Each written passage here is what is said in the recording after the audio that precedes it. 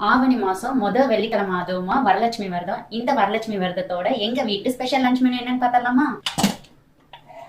சூடான சாப்பாடு, சூப்பரான சாம்பார் எங்க அம்மா வச்சது.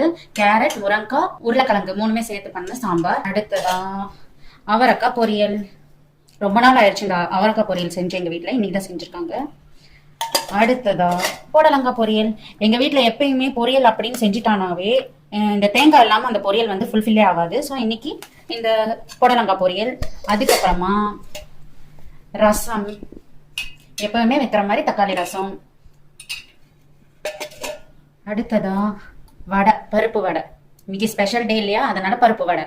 எனக்கு ரொம்ப ரொம்ப பிடிச்ச ராகி புட்டு. இது ரொம்ப ரொம்ப பிடிக்கும். அப்படின்னா எனக்கு சின்ன வயசுல இருந்தே இது அவ்வளவு பிடிக்கும். புட்டுனாவே பிடிக்குங்க.